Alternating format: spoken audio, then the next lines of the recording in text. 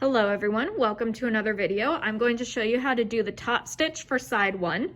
The very first thing you're going to do is make sure that your side one is laying flat on the table as best you can. Really, the zipper part is what matters, but you want to make sure that your right sides are facing down. So I should not be able to grab and pull the zipper at all over here, and I should see my stitching line. Now what we're going to do is very similar to what we did with the 7th grade zipper pouch. We are going to take our side one and we're going to flip it over like that. You want about a 1/2 inch of top stitch, and then we're going to clip that in place. So you can just go ahead and clip this part right over here. And we're going to clip it all the way down. You should use about 4 or 5 clips.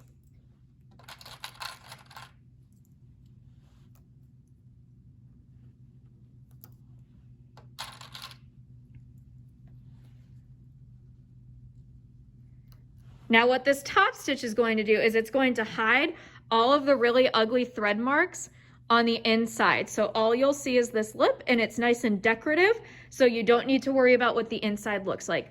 Next, I'm going to show you how to sew the top stitch for side one, and then I'll give you a finished product. Now when sewing the top stitch side one, you'll notice that my presser foot is completely on the outside part of the bag.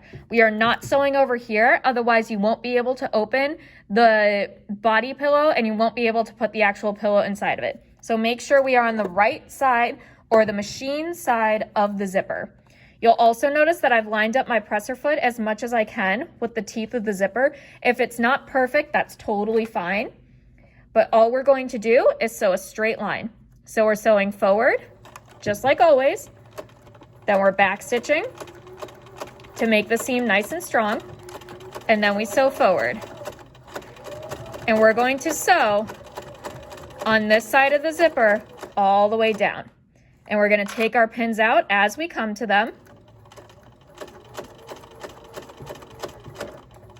I'm lining up my top stitch by putting the teeth of the zipper on the edge of where the presser foot is, so this ends up being a 1/4 inch seam allowance. If yours doesn't line up perfectly, or if your top stitch is smaller than mine, you can do what we did with the zipper for side one and line up this edge of your presser foot or this toe of your presser foot on the teeth of the zipper. That's fine as well.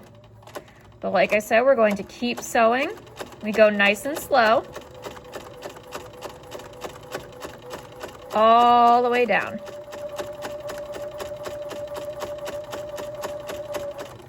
Now that I'm coming to my next sewing clip, I'm going to remove it, and then we keep going.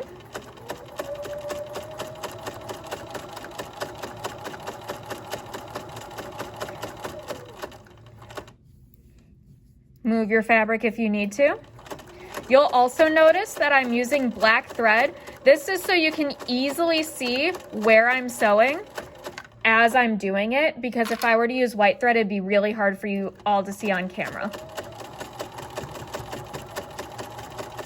Again, no need to rush, so go as slow as you can,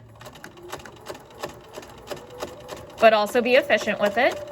Don't just go slow for the sake of being slow, but also watch what you're doing.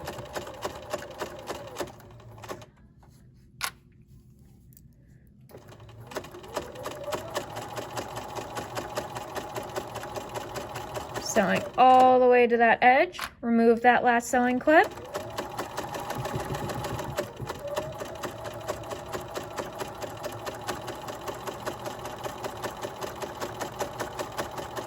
Now we back stitch just like always. Sew forward. And that's it. Now we remove it from the machine, cut off our loose threads as we go, so that way the project looks a lot nicer and we don't have to worry about it at the end.